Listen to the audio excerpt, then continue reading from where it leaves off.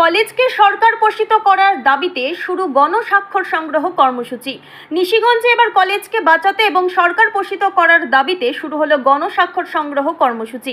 রবিবার নিশিগঞ্জ মধুসূদন হোর মহাবিদ্যালয় রক্ষা কমিটির পক্ষ থেকে এই কর্মসূচির আয়োজন করা হয়।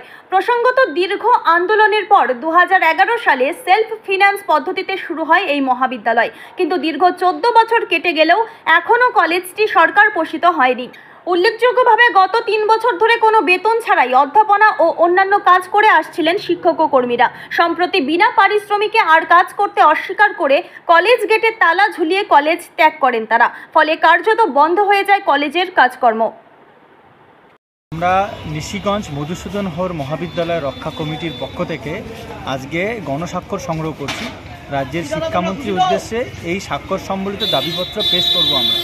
আপনারা জানেন, কোচবিহার জেলায় সবথেকে আলোচিত যে বিষয়টি, এই যে 2011 সালে যে মধুসূদন হোর মহাবিদ্যালয়টি স্থাপিত হয়েছিল, এই এলাকারই নিশিগঞ্জ এলাকারই একজন শিক্ষাপ্রেমী মানুষের প্রায় 17 বিঘা জমি সরকারকে দান করেছিল।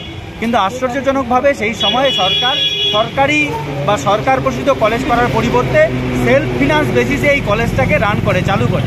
কিন্তু আজকে 14টি বছর পেরিয়ে গেলেও যে সরকারের সেই সময়কার প্রতিশ্রুতি ছিল যে পরের বছরই এই কলেজটি সরকার পোষিত কলেজে পরিণত হবে।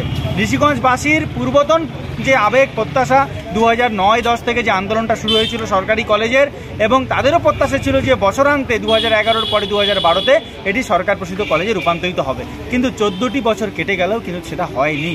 তাই আমরা আজকে দেখতে পাচ্ছি এই কলেজটা একটা তুমুল সংকটের মধ্যে আছে।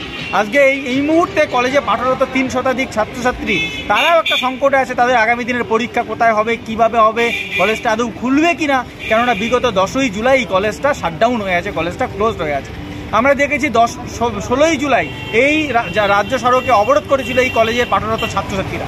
আমরা দেখেছি ওই 16 জুলাই এই কলেজ গড়বার সময় যারা আন্দোলন করেছিলেন, প্রতিষ্ঠাকালীন আন্দোলনকারীরা এবং শিক্ষাবিদ এবং যারা এলাকার বিশিষ্টজন, শিক্ষক, ছাত্র সকলে মিলে এই নিশিগঞ্জ মধুসূদন হোর মহাবিদ্যালয়টি রক্ষা করবার জন্য ওই নিশিগঞ্জ ঋষিময়ী হাই স্কুলের হল ঘরে একটা কনভেনশন অনুষ্ঠিত হয়।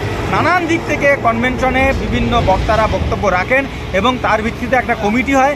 এই রক্ষা কমিটির পক্ষ থেকে আজকে এই গণস্বাক্ষর সংগ্রহ অভিযান হচ্ছে। আগামী দিন আরও বৃহত্তর আন্দোলন সংগঠিত হবে। আসিফ আলম, এই নিশিগঞ্জ মধুসূদন হোর মহাবিদ্যালয় রক্ষা কমিটির যুগ্ম সম্পাদক।